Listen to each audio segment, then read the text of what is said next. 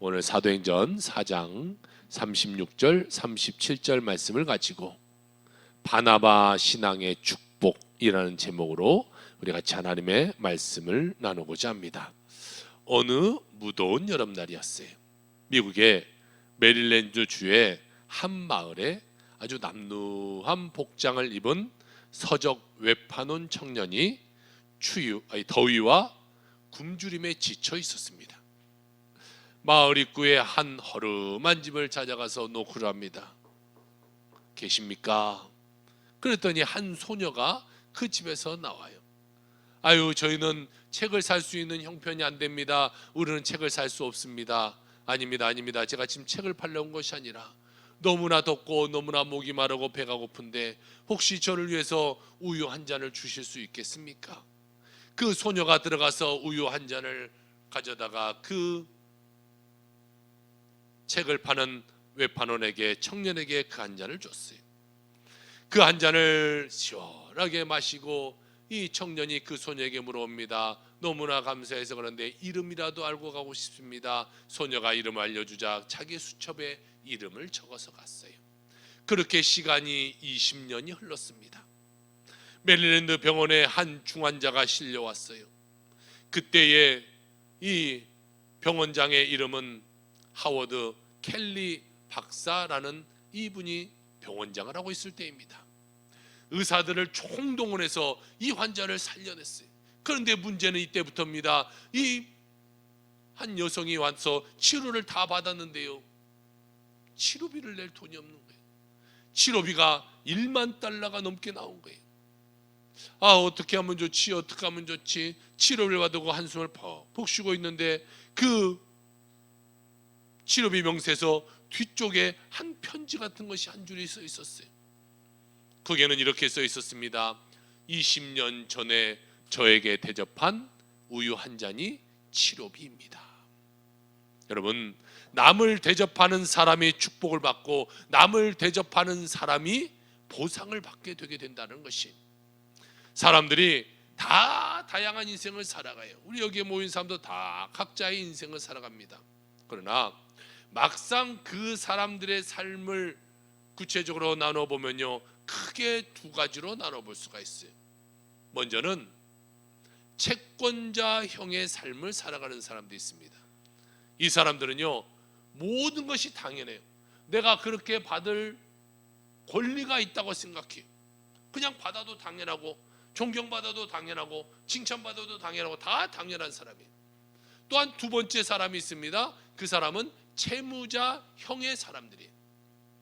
이 사람은 나는 모든 사람에게 빚을 지고 있다라고 생각하면서 인생을 살아가는 거예요. 부모든 형제든 스승이든 또한 하나님께도 나는 많은 빚을 지고 인생을 살아간다고 생각하는 거죠. 이미 받은 것을 내가 다 갚기에는 내 인생을 다 쏟아도 부족하다고 생각하는 사람들이에요. 여러분, 이 두 가지의 사람 중에 누가 더 존경받고 누가 더 성공하는 인생을 살아가겠습니까? 채권자형보다도 채무자형의 마음을 가지고 살아간 사람이 더 행복한 사람이요, 더 성공한 삶을 살아갈 수 있게 되는 것이죠. 여러분, 책이 한 권 나오기도요, 한 사람의 힘으로 되는 것이 아니에요. 책을 쓰는 사람도 있어야 될 것이고, 끝을 교정을 보는 사람도 있을 것이고, 책을 만드는 사람도 있어야 될 것이고, 또 책을 파는 사람이 있어야 내가 그 책 한 권을 사서 볼 수 있게 되는 것이죠. 옷도 마찬가지입니다. 우리 이 옷 한 벌을 만드는데도요, 누가 한 사람의 수고로 되는 것이 아니라 여러 사람의 손, 여러 공정을 거쳐야 우리가 이렇게 옷 한 벌을 입고 살아갈 수 있게 되는 것이. 미국의 유명한 정치가인 벤자민 프랭클린은 이런 말을 합니다. 그가 남을 위하여 착한 일을 할 때에 그대는 그대 자신에게 가장 좋은 일을 하는 것이다. 남을 위해서 좋은 일을 했더니 결국에는 어떻게 된다는 것이, 그것이 나를 위한 것이다 라고 말하고 있는 것이에요. 남을 행복하게 하는 사람이요, 자신도 행복하게 살아가는 거예요. 남을 성공시키는 사람이요, 자기도 성공하게 되는 거예요. 우리는 도움 받는 것에 대해서 감사하고 또한 도움을 주겠다고 하는 헌신의 자세를 잃어버리며 살아가는 자가 되어서는 안 되는 것입니다. 그렇다고 지금 이 시대를 한번 보세요. 마약, 또 범죄, 이런 게 너무나 난무해 있어요. 또 이기주의가 너무나 많아요. 이러한 시대에 우리 크리스천의 삶은 어떠한 목표를 가지고 인생을 살아야 될까 한번 우리가 생각해 봐야 될 것입니다. 우리에게 주어진 말씀 사도행전 11장을 통해서 하나님 앞에서 우리의 삶의 올바른 방향을 정하고 더 나아가 이웃에게 주의 사랑과 주의 축복과 은혜를 전파하며 살아가는 여러분의 삶이 되기를 주의 이름으로 축복합니다. 오늘 본문 말씀의 주인공은요 바로 바나바라는 사람이에요. 그런데 원래 바나바라는 사람의 이름이 원래가 바나바가 아니에요. 우리는 그냥 바나바로 잘 알고 있는데 오늘 성경에 보니까 그 이름은 요셉이다 이렇게 말하고 있어요. 요셉. 원래의 이름은 요셉이었는데요 사람들이 그를 바나바라고 부르는 거예요. 바나바는 무슨 뜻을 갖고 있냐? 바나바는요 중재자, 또 권위자, 위로의 아들, 권면의 아들, 격려의 아들, 이런 뜻을 갖고 있는 이름이 바나바라는 거예요. 그런데 사람들이 이 청년에게 바나바라 이렇게 부르는 거예요. 당신은 위로의 아들입니다. 당신은 권면자입니다. 당신은 격려의 아들입니다. 이렇게 부르다가 보니까 그 사람 이름이 진짜로 바나바가 되어버린 것이에요. 여러분, 바나바는 이처럼 친절하고 온유하고 인정 많고 학식이 뛰어나며 항상 이웃을 돕는 평화의 중재자였던 것이. 그래서요 사람들이 그에게 그렇게 부르는 거예요. 이게 우리가 만약 요즘 시대로 보면 아우 저 권사님은 너무나 신앙생활이 좋아, 믿음이 좋아, 그냥 이름이 믿음이 좋아 이렇게 된 것과 똑같은 거예요. 그는요 바울을 도와서 안디옥 교회에서 사역했고 함께 이방 지역의 복음을 전파하는 자가 되었어요. 사도행전 11장 24절에 이렇게 말합니다. 같이 한번 읽어볼까요? 시작. 바나바는 착한 사람이요 성령과 믿음이 충만한 사람이라. 할렐루야.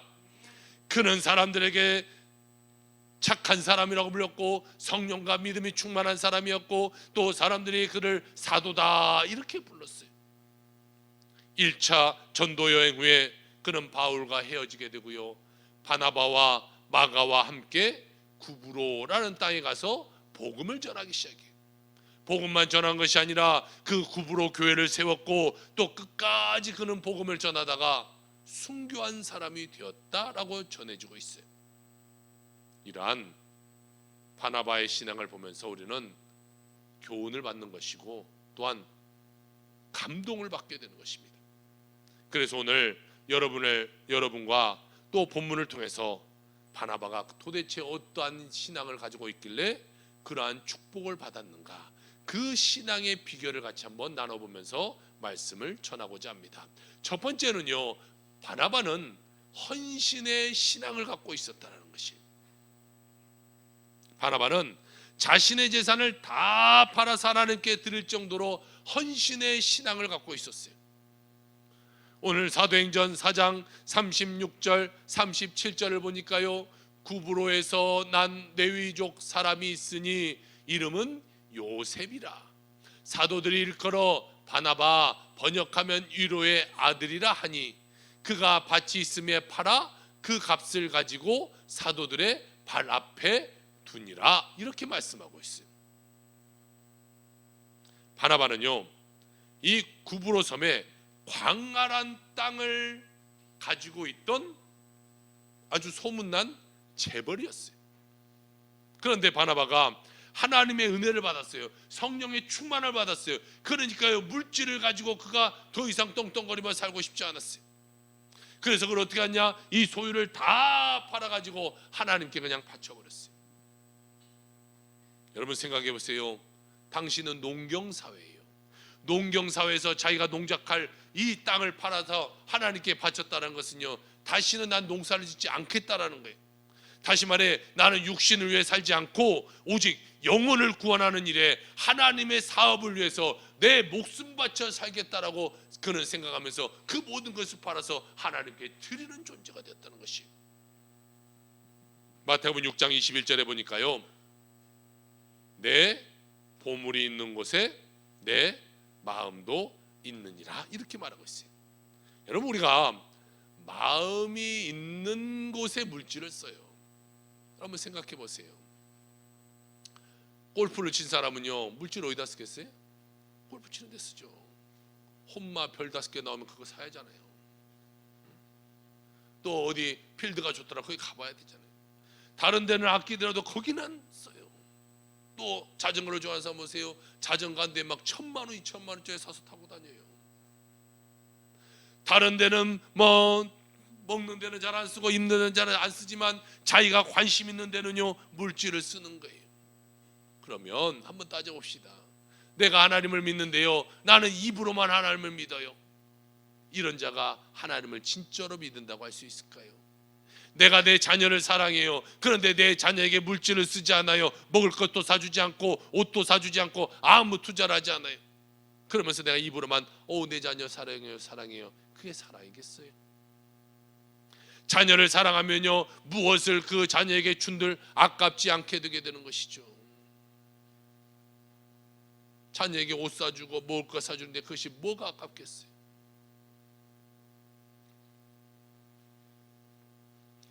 여러분 생각해 보세요.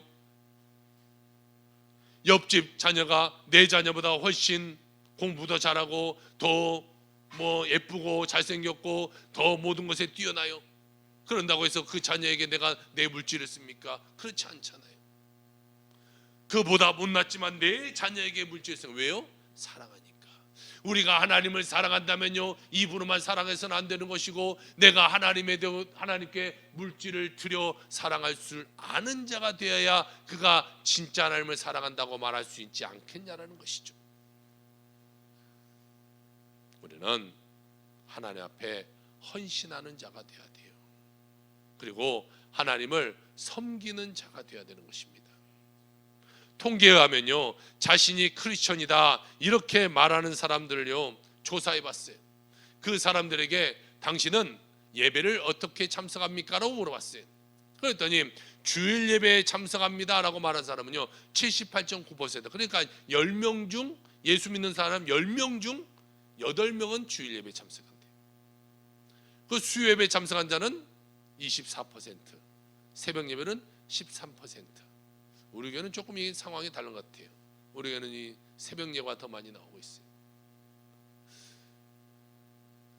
믿음의 사람들이요 보세요. 대부분의 사람들은요 주일날 한 번 딱 교회 오고 말아버려요. 그럼 한번 생각해 봅시다. 우리가 솔직히 한번 생각해 봅시다. 우리가 주일날 1시간 예배드림으로 말미암아 내가 하나님을 정말 잘 믿고 있어요, 내가 하나님께 헌신하는 삶을 살고 있어요, 나는 정말 진정한 크리스천이라고 말할 수 있냐라는 거예요. 바꿔서 말해볼까요? 여러분의 자녀들이 학교를 다니는데 일주일에 딱 1시간 공부해요. 우리 아이들 생각만 해도 좋겠죠. 그 일주일에 1시간 공부한다고 그 아이들이 시험도 잘 보고 똑똑하고 좋은 대학 갈 수 있을까요? 절대로 그렇지 못할 거예요. 자녀들에게는 너 공부해, 학교 갔다 와도 학원을 몇 개가 보내고 또 갔다 와서도 열심히 공부하라고 말해요. 그런데 나의 신앙생활을 보세요. 일주일간 딱 1시간 하나님께 드리고 나 신앙생활 잘하고 있다고 착각하면서 인생을 살아가는 사람이 너무 많다는 거예요. 여러분 우리가요 하나님을 사랑한다면요 시간도 하나님께 드릴 줄 아는 자가 돼야 돼요. 내 시간 아까워 못 드리고 내가 다른 거 하는 시간, 내가 나 노는 거, 내가 좋아하는 거 하는 시간은 투자하면서 하나님께 예배하는 것에 시간을 투자하지 못하면서 내가 하나님 사랑합니다, 뻥이에요. 뻥, 거짓이에요. 하나님을 사랑한다면요 시간을 드릴 줄 아는 자가 되어야 되는 것이. 영국의 갑부인 알버트 쿠베이라는 사람이 있어요. 이 사람은 영국하고 미국에요 아주 대형 슈퍼마켓을 운영해서 재산이 얼마냐면요 4억 5천만 달러입니다. 그러니까 우리나라 돈으로 환산해 보면 약 한 6천억 원의 돈을 갖고 있는 부자예요. 그런데요, 그는 처음부터 부자가 아니었어요. 처음에 돈이 얼마 있었냐면요, 100파운드밖에 없었어요. 그러니까요, 그냥 가난뱅이에요. 100파운드 갖고 사업을 시작할 수 있겠어요? 사업 엄두도 못 내죠. 그런 상황에서 그는요, 하나님께 기도를 하나요. 하나님, 저를 축복해 주세요. 하나님, 나를 거부가 되겠어요. 그러면 내 재산의 50%를 하나님께 드리겠습니다 라고 기도했어요. 그러면 이 기도가 그에게 손해겠어요? 손해가 아니겠어요? 여러분 잘 생각해 보세요. 그의 전 재산은 100파운드밖에 안 돼요. 하나님께 지금 드려도 그냥 50파운드 드리면 돼요. 그런데 하나님이 나를 축복해 주면 축복해 주는 만큼 하나님께 더 많은 걸 드릴 수 있어요. 그러니 하나님이요, 그 인생을 축복해 주겠습니까? 안 축복했습니까? 그 기도 하나로요, 그는요, 영국과 미국의 엄청난 대형 슈퍼마켓을 지닌 사업에 성공한 자가 되게 되는 것이. 그는요, 청년 시절에 정말 기도했던 대로 나중에 그가 전 재산의 50%를 하나님께 드려서 교회를 짓고 하나님 앞에 충성하는 인생을 살아가게 되었어요. 여러분 오늘날도요 똑같아요. 하나님께 기도하고 축복받아 하나님 앞에 보답하며 살아가는 사람들이요, 이 땅에는 굉장히 많다라는 거예요. 그런 자들 하나님이 들어 쓰시는 것이. 또한 이 세상에는요, 하나님 앞에 기적을 행하며 기적을 받고 살아가는 사람들이 굉장히 많아요. 인색함을 버리고 불신앙을 버리고 욕심을 버리고 하나님 앞에 충성하고 헌신하고 봉사하면요, 하나님이 우리의 그 믿음 바라보시고 우리를 축복하시고 우리에게 은총을 베풀어 주시는 거예요. 사랑하는 여러분이 모두가 그런 하나님의 은총과 축복을 받아 누리며 살아가는 자가 다 될 수 있기를 주의 이름으로 축복합니다. 이왕 우리가 믿음 생활하는 거예요, 하나님의 은혜 받고 살아가야죠. 하나님께 축복받고 살아가야죠. 정말 내가 많은 사람들에게 헌신하며 아끼며 나눌 수 있는 그런 자가 되어야 되죠. 두 번째로 이 바나바의 신앙을 보면요, 남을 돕는 신앙의 생활을 하면서 인생을 살아갔어요. 사도행전 9장 26절에서 28절입니다. 사울이 예루살렘에 가서 제자들을 사귀고자 하나 다 두려워하여 그가 제자됨을 믿지 아니하니 바나바가 데리고 사도들에 가서 그가 길에서 어떻게 주를 보았는지와 주께서 그에게 말씀하신 일과 다메섹에서 그가 어떻게 예수의 이름으로 담대히 말하였는지를 전하니라. 사울이 제자들과 함께 있어 예루살렘에 출입하여, 이렇게 말씀하고 있어요. 여러분, 사울은요 어떤 사람이었어요? 사울은 원래요, 예수 믿는 사람을 핍박하고 예수 믿는 사람을 잡아다가 가두는 그런 일을 하는 사람이었어요. 그런데 그가요 다메섹 도상에서 예수 믿는 사람을 잡으러 가다가 하나님의 그 광채를 바라보면서 그곳에서 꼬꾸라졌고 그곳에서 회개하고 그곳에서 변화받아 그리스도의 복음을 전하는 자가 되었어요. 그런데요, 사도행전 9장 26절에서 28절에 보니까 예루살렘에 있던 예수님의 제자들은 사울이 변화된 것을 안 믿었어요. 아유, 저 사람 예수 믿는 사람 잡아다가 가두는 사람인데, 아유, 저 사람 또 우리도 잡아갈까 싶다. 저 사람이 변했다가 아니 절대 안 변했을 거야. 저 사람 지금 우리를 속이는 걸 수도 있어. 우리를 잡아가려고 우리 속에 들어와서 침투해서 우리의 중심의 핵심을 무너뜨리려고 할 수도 있어 라고 오해하며 그들이 살아갔어요. 그때요, 그 해명을 풀어주기 위해서 누가 나타나냐? 바나바가 딱 나타나요. 바나바가 사울을 딱 데리고 갑니다. 제자들에 가서, 제자들 보세요, 이 바나바는 다메섹 동상에서 예수님을 만났고 그가 진실로 회개했고 그가 변화받았고 그가 예수님을 증거하는 삶을 살아가고 있습니다라고 그가 대변해 주게 돼요.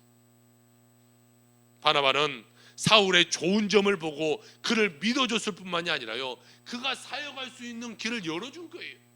그래서 그 후로 그는요 모든 1차 전도여행, 2차 전도여행, 3차 전도여행을 통하여 저기 터키와 유럽 일대까지 복음을 전하는 사도가 되게 된 거예요. 그러니까 그 발판을 열어준 사람이 누구예요? 바나바라는 사람이 바나바. 남에게 도움 주고 남에게 혜택 주고 남의 오해를 풀어주고 남으로 하여금 잘 되게 하는 자, 그런 자가요 바나바와 같은 자라는 것이. 여러분, 오늘날 교회는요 이 바나바와 같은 사람들이 많아야 돼요. 교회 안에서 싸우고 다투고 다른 사람의 흠보며 막 끌어잡고서 끌어내려고 하고, 그런 사람이 있어서는 안 돼요. 남의 오해 풀어주고 일하게 만들어주고 충성하게 하는 그런 바나바와 같은 집사, 바나바와 같은 권사, 바나바와 같은 장로, 그런 성도들이 교회에 많아져야 되는 것이. 그래야 하나님이 그 교회를 축복하시고 그런 가정을 축복해 주시게 되게 되는 것이죠. 사도행전 20장 35절에 바울이 에베소 교회에서 이렇게 말을 해요.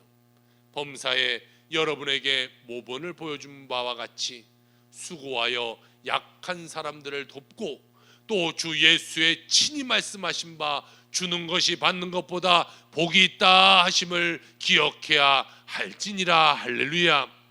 바울의 마지막 고별 설교로서 당시에 주의 종들이었던 장로들에게 말하는 거예요. 다른 사람들을 도와주는 자가 되어야 된다. 주는 자가 받는 자보다 더 복이 있다라고 마지막 설교를 하는 거예요. 그러니까 바울의 인생을요 한마디로 꽉 짜서 그의 설교회를 가장 중요한 것을 따지자면 이거예요. 다른 사람을 도와주는 자, 그 사람이 복 있는 자다.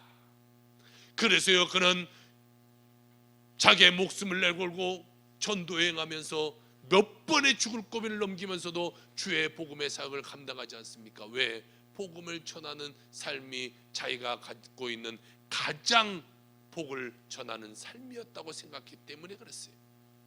여러분, 남을 도와주는 것, 남에게 선을 베푸는 것 너무나 중요한 것이. 러시아 소설가인 레오 톨스토이라는 사람은요, 다른 사람에게 선을 행한다는 것은 행복을 얻기 위한 유일한 수단이다, 이렇게 말하고 있어요. 반대로 이기심, 남에게 해를 끼치는 행위는요 모든 불행의 원인이 되게 되는 것이. 여러분들은 어떤 삶을 사시겠습니까? 남에게 선을 행하면서 축복받는 삶을 사시겠습니까? 아니면 남에게 해를 끼치면서 불행의 삶을 사시겠습니까? 미국 거대 백화점 체인망으로 거부를 이룬 제임스 캐시 펜이라는 사람입니다. 저 밑에 사진이 미국의 많은 체인점을 갖고 있는 제시 펜이라는 백화점이죠.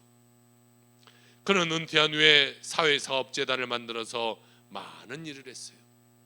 그는 한낱 판매원에 불과했던 사람인데 대재벌이 되어서 사람들이 그에게 당신은 어떻게 이렇게 대재벌이 되었습니까? 라고 물어볼 때 그는 이렇게 대답했어요. 나는 별로 한 일이 없습니다. 다만 성경에 있는 남에게 대접받고자 하는 대로 너희도 남을 대접하라 라는 누가복음 6장 31절의 말씀을 그대로 실천했을 뿐입니다 라고 그는 대답했던 것이. 그는요 누가복음 6장 31절에 그 말씀을 지키려고 노력하다 보니까 자기가 그렇게 큰 거부가 되었다는 것이죠. 그는요 물건을 만들 때도요 남에게 대접하는 마음으로 물건을 만들고 팔고 사업을 했어요. 그 결과 그는 성공하는 인생이 되었던 것이. 남을 행복하게 만들고 남을 대접하고 남을 도와주는 것은 하나님께서 우리에게 주신 골든룰, 삶의 법칙이 되게 되는 것이. 정치가가 돼도 사업가가 돼도 여러분 무엇을 하든지 우리는요 남을 도와주고 하나님을 사랑하고 이웃을 사랑하겠다는 그 말씀에 기초하여 살아가는 사람은 하나님의 영광과 존귀와 성공과 승리의 삶을 살게 된다는 사실을 기억하기를 주의 이름으로 축복합니다. 세 번째로 바나바는 성령과 믿음의 충만한 신앙을 갖고 살아가는 사람이었어요. 사도행전 11장 24절입니다. 바나바는 착한 사람이요 성령과 믿음이 충만한 사람이라. 이에 큰 무리가 주께 더하여 지더라. 할렐루야. 바나바는요 인격과 이 신앙적인 면에서요 남들 부럽지 않는 믿음을 갖고 살아가는 사람이었어요. 누구의 타의 추종을 불허할 정도로 모범적인 신앙을 생활하는 그런 신앙인이었어요. 우리는 여러분 바나바처럼 믿음이 충만할 뿐만이 아니라 플러스 성령 충만한 사람이 되어야 되는 것이. 성령을 받고 여러분 교회에 다녀야지요. 그냥 교회만 왔다 갔다 하고 성령 받지 못하면요 5년 열려도 10년 열려도 내 삶은 변화하지 않아요. 내 삶에 은혜가 있지 않아요. 내 삶은요 하나님께 충성하지 못하고 헌신하지 못하는 그냥 기초적인 그런 신앙에 내 머물러 있게 되는 것이에요. 내가 한 주를 내가 예수 믿고 죽는다고 할지라도 내가 성령 충만 받아야 내가 하나님의 뜻 가운데 살아가는 자가 되게 되는 것이에요. 그래야 그런 사람이 믿음이 자라나는 것이고 충성하게 되는 것이고 헌신하게 되는 것이에요. 그런 사람의 입에는요 감사가 떠나지 않게 되는 거예요. 여러분 보세요. 교회 안에서도 가만 보세요. 감사를 말하는 사람이 있고요 또 어떤 사람은 불평을 말하는 사람이 있어요. 교회를 오래 다녔고 권사가 되고 장로가 됐는데도요 입에서 늘 불평만 나와요. 그런 사람은요 교회를 오래 다녔지만 성령 받지 못한 사람. 그런데요 인재 초신자인데도 이 사람 보니까 늘 모든 것을 감사해요. 아파도 감사, 문제가 있어도 감사, 어려워도 감사. 여러분 이 사람이 더 믿음이 좋은 거예요. 이 사람이 성령 받은 거예요. 성령 받으면요 감사하지 않고는 살 수 없는 거예요. 당연한 것처럼 살아가는 그런 삶을 살아가서는 안 돼요. 나는 정말 빚진 자로서 채무자의 삶을 살아가는 자가 되어야 될 것입니다. 여러분은 하나님 앞에 얼마만큼의 믿음을 갖고 계십니까? 한번 이 시간 여러분의 신앙을 점수를 한번 매겨보세요. 여러분 몇 점짜리 신앙인입니까? 나는 나에게 몇 점을 줄 수 있습니까? 70점 이하면 낙제예요. 적어도 내가 신앙생활 한다면요 적어도 A 이상은 맞이하지 않겠어요. 기독교인을 1000명을 상대로 물어봤어요. 당신의 믿음은 어떻습니까?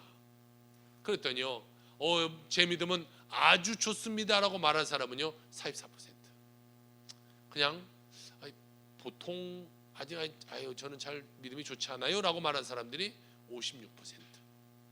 통계학적으로 보면요 지금 여기도 반 이상은요 믿음이 그냥 별 볼 일 없다고 생각하는 사람이 반 이상 된다는 거예요.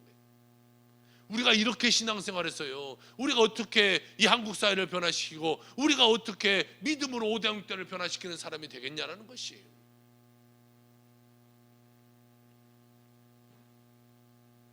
여러분 스스로는 하나님을 향한 믿음이 좋다라고 이 시간 자부할 수 있습니까? 하나님이 오늘 이 땅 가운데 예수님을 보내주셔서 재림하는 예수님을 통하여 앞에 나가서 예수님 내 믿음 정말 좋았지요 라고 말할 수 있는 사람은 몇 사람이나 되냐는 것이에요. 너 무엇하다 왔냐고 말할 때 여러분 무엇이나 대답하겠습니까? 돈 벌기 급하다 왔어요. 나 내일 하다 취미생활하다가 왔어요 라고 이렇게 말하는 사람이 되겠습니까? 주님께 이왕 헌신하는 거 최선을 다해서 헌신하고 이왕 하나님을 위해서 살아가는 거 내 목숨 바쳐 살아가는 자가 되어야지 않겠냐는 것이. 그래서 주님 앞에 가서 주님 내 믿음 어땠어요? 내 믿음 최고였지요 라고 당당하게 말할 수 있는 자가 되어야 된다는 것이. 여러분 내가 믿음이 좋은 사람이라면요 당연히 하나님께 축복받는 사람이 되는 것이에요. 당연히 그 사람에게는 감사와 기쁨이 넘쳐나게 되는 것이고 그런 사람은요 가만히 있지 못하는 것이에요. 내 가족에게 내 이웃에게 가서 전도하며 그들을 주님께로 인도할 수 있는 사람이 되게 되는 것이에요. 반대로 말해볼까요? 내가 전도하지 못한다면요 나는 제대로 신앙생활하지 못하고 있는 거예요. 어디 가서 맛있는 것만 먹어보세요. 어디 카페 갔더니 빵이 너무나 맛있게 잘 나왔어. 분위기가 너무 좋아. 그러면 친구들 데리고 이러면 가잖아. 야야야 내 어디 갔더니 너무 좋더라고. 같이 가자. 그런데 왜 예수 만나고 여러분은 그들에게 예수를 전하지 않느냐는 것이에요.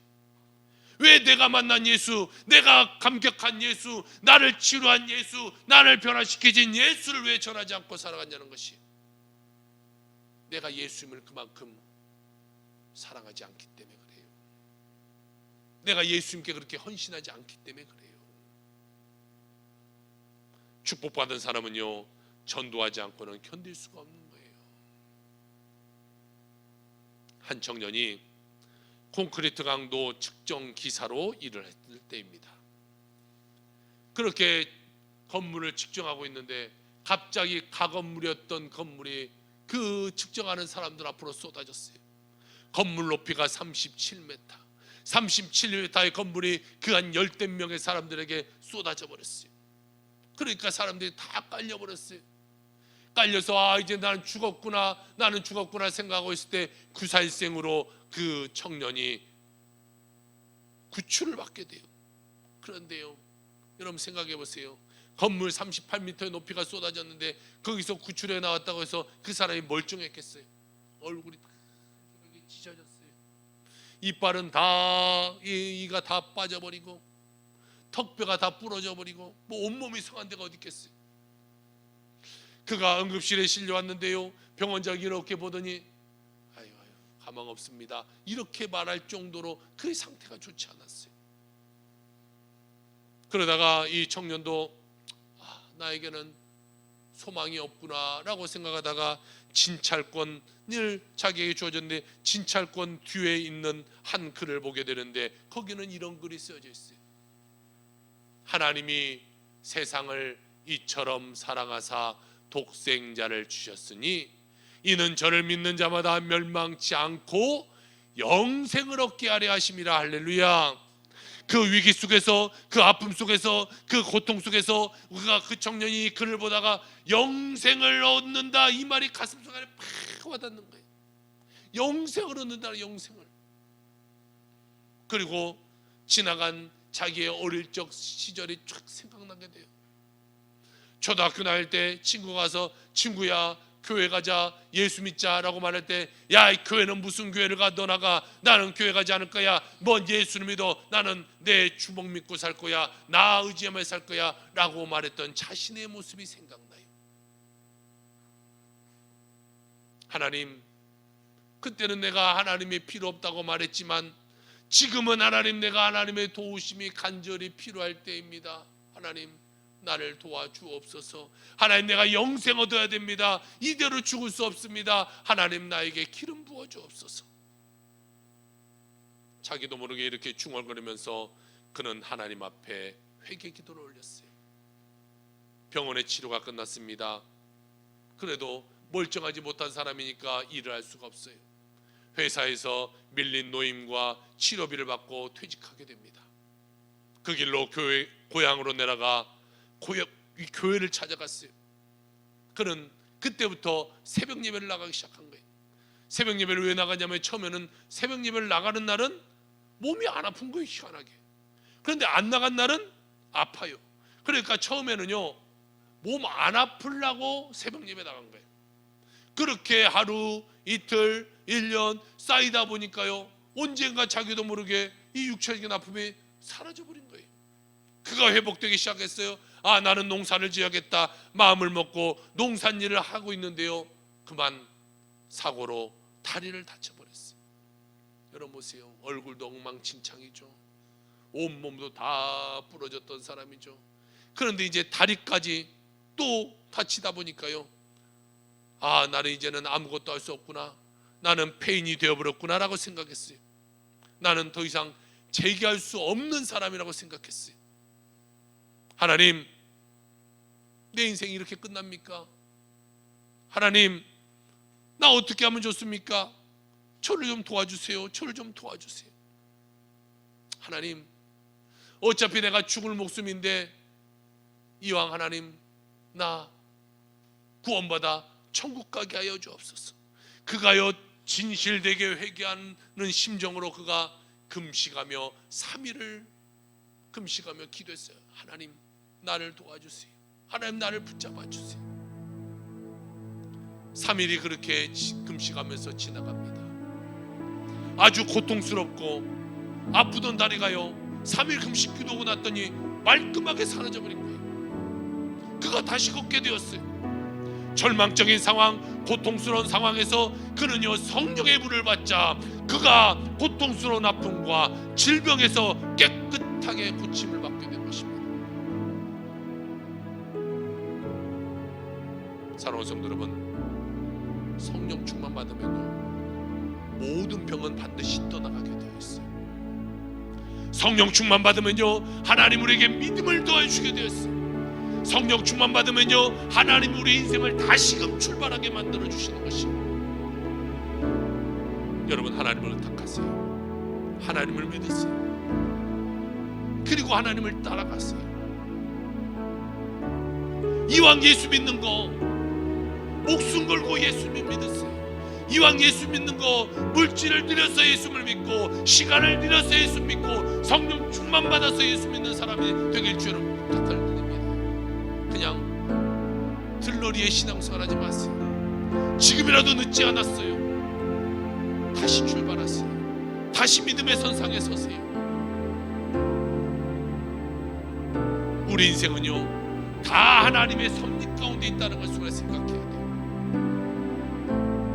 때가 되면 하나님은 반드시 보상하시고 반드시 축복해 주시는 것이에요. 여러분, 지금이 어렵고 힘들고 외롭고 괴롭다고 할지라도 헌신하고 하나님의 뜻대로 살면요 하나님은 반드시 축복해 주시게 된다는 것입니다. 우리가 축복받는 나면 어떻게 살아야 될까요? 이웃을 위해서 살아가는 것이죠. 바나와 같은 삶을 살아가는 자가 되어야 될 것입니다. 하나님은 오늘도 바나와 같은 삶을 찾고 계시는 것입니다.